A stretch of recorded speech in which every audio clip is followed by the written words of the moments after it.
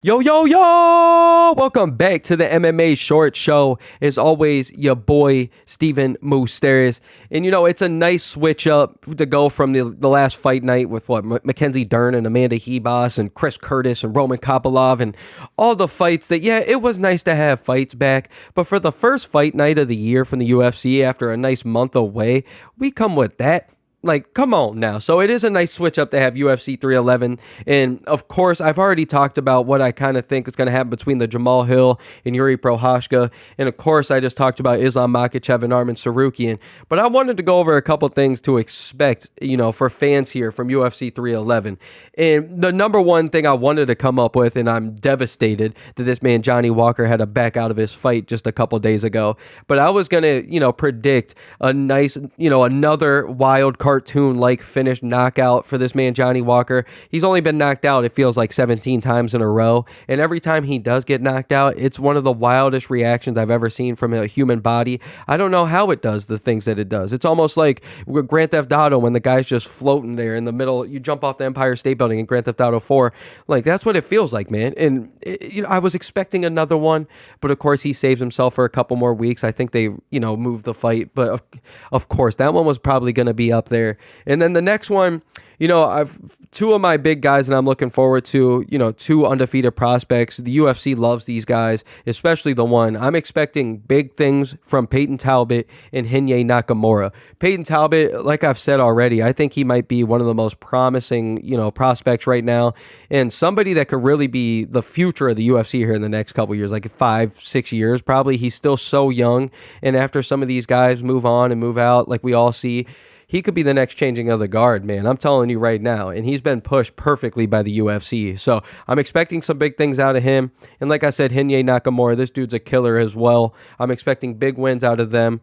And then, one of the sadder predictions I'm expecting, I am expecting a Jailton Almeida win against Sergey Spivak. But I think regardless, since it's a 3-round fight, and if John Jones doesn't take the fight with Tom Aspinall, I'm just going to say it right now, guys. Like, there's not many fights left for this man, Tom Aspinall. Who's he going to take on? Alexander Volkov again? Cyril Gane, who nobody wants to see fight again? Like, realistically, Jailton Almeida and Sergey Spivak are your next guys up in line. Those are the second, grouping of guys that could even fight Tom Aspinall. But I'm expecting a fight that is just so boring or just so awful that Dana White's never going to give one of these guys a title shot. So I'm expecting the heavyweight division to just be even a deeper black hole outside of the John Jones, Tom Aspinall thing. This heavyweight division is going to be scary for the next few years, especially after we do get the Tom Aspinall, John Jones fight and John Jones walks off into greatness or however it goes. It's going to be Tom Aspinall, and it's going to be who? Yeah, maybe they bring Francis back, but that's only one fight. That only takes care of one thing. This heavyweight division sucks, man. So I'm expecting some just terrible things from there. And then when we look at it, I'm expecting Kevin Holland. I think he's going to spoil this man, Rainier Doridier. I think he's going to spoil his run.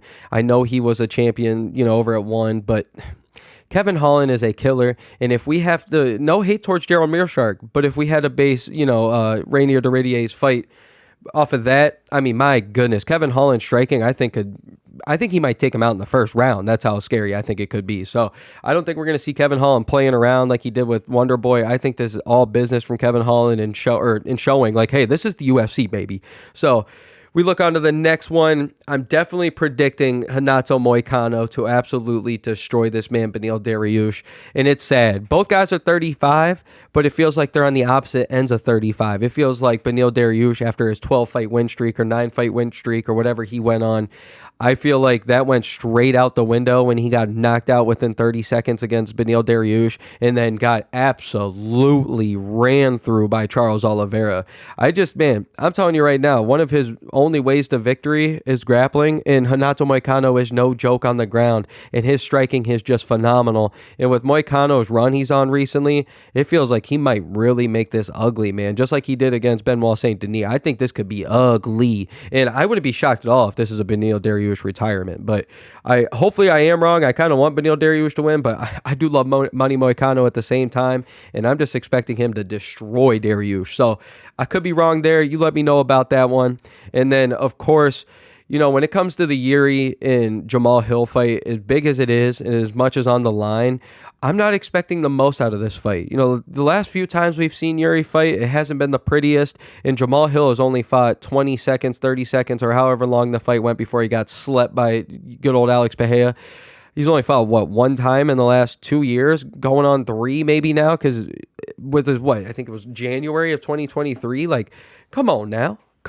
Like, I can't wait to see what happens here, but I just don't think it's going to be the best performance out of both guys. I think maybe one guy looks good or both just kind of look ugly, and we're sitting there like, ooh, we need more time in the octagon. So, and then, of course, when it comes to the championships fight, man, I will say this off rip. If you guys are trying to make money, this man, Merab Dvalishvili, the champion, being a 3-1 underdog, and you can make some money off of him to win, I would put some money down right now. But my biggest prediction, and call me cheesy, but I think a mountain man's going to walk out both champions this weekend. So, of course, with these guys being from Dagestan and wherever else around the mountains, clearly that's cheating. So, but you guys let me know. As always, your boy, Steven Moustaris. And let's go, baby. Let's go.